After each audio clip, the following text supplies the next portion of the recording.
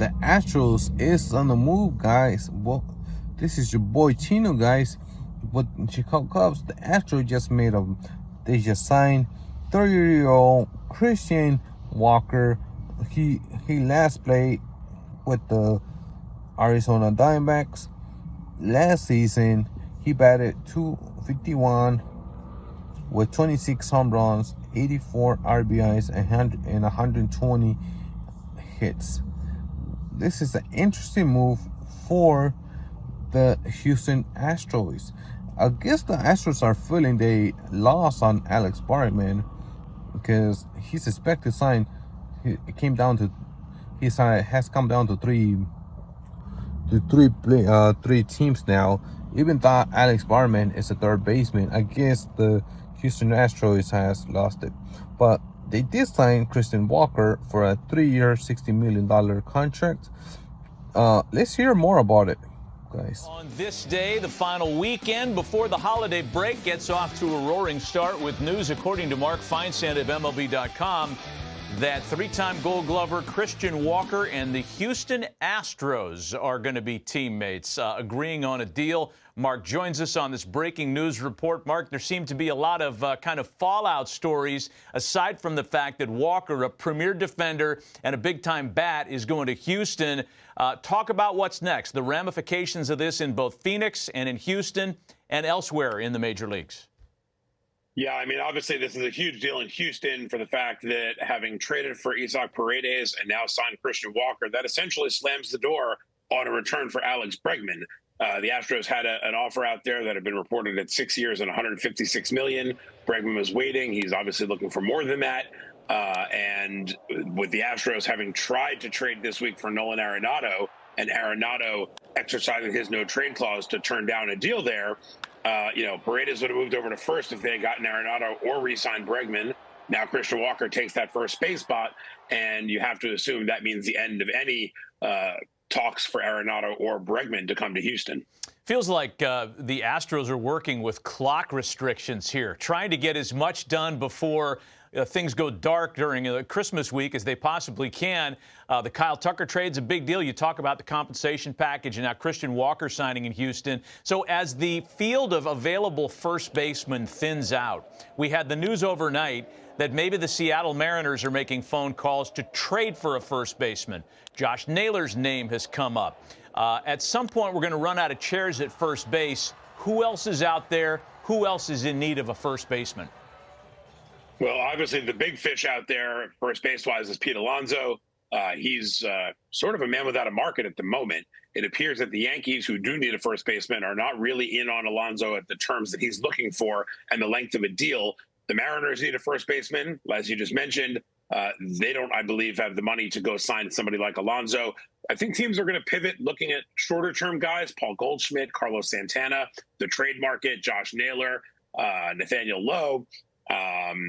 Who am I forgetting there? Oh, there's been a lot of talk about Tristan Casas potentially, being involved in a trade with the Mariners. I know the Mariners like him. The Mariners are trying to maybe trade Luis Castillo. There could be a match there at some point between those two teams. So a lot of first basemen out there. The Diamondbacks have to replace Christian Walker. The Yankees have to replace Anthony Rizzo. The Mets are either going to bring back Alonso or have to replace him. They could go with the third base route and move Vientos over to first. So you've got a lot of moving parts, but there are a lot of first basemen out there between free agency and the trade market.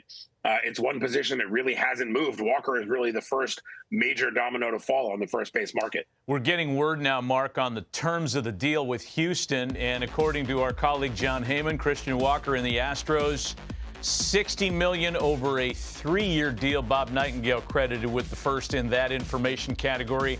I would say that my gut shot reaction to that is intriguing as it relates to Pete Alonso. There's a vacancy now in Phoenix, and if the Diamondbacks weren't willing to go to 60 to bring back a very popular incumbent, I'm not sure what kind of appetite there might be there to bring in Pete Alonso on what we're all guessing is going to be something north of 3 for 60. What's your initial reaction to that?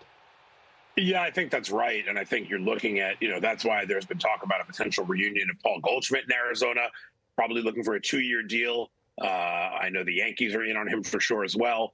I think guys like Goldschmidt and Santana, who are not looking for the length of a deal that Alonso is looking at, certainly at the AAV Alonso is hoping for, those are going to be more appealing options for a lot of teams. Alonso, as great as he is as far as his power goes, and he's got more home runs since 2019 than anybody in the majors except for Aaron Judge, he's not a great defensive first baseman. He's 30 years old.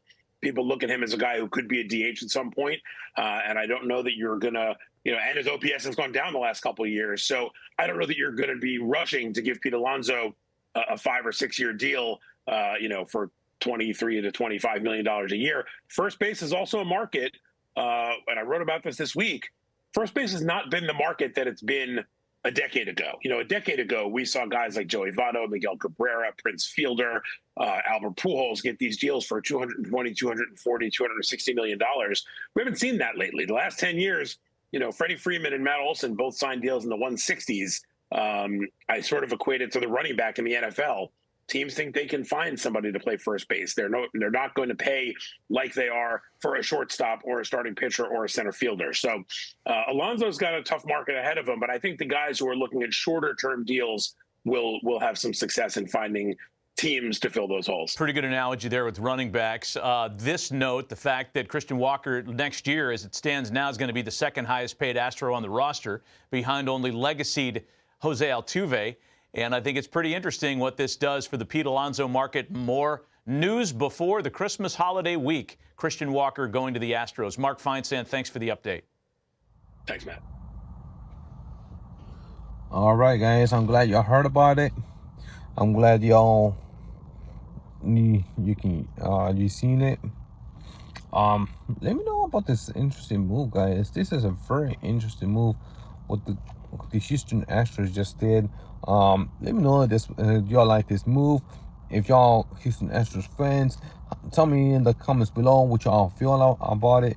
Y'all gotta, if you think this is a decent player, what y'all really feel all this, or who they should have got, or you guys feel like the Houston Astros should have got Pete Alonso. Let me know in the comments below. Also, guys, don't forget to subscribe, share these videos, guys, and always know we're not just talking about the Chicago Cubs news. We're talking about all MLB news, guys. We're talking about everything, guys, because we need y'all attention, guys. This is just worldwide. There's too many teams out there to let them out there. So let us know, guys. Let me know. See you in the next video, guys.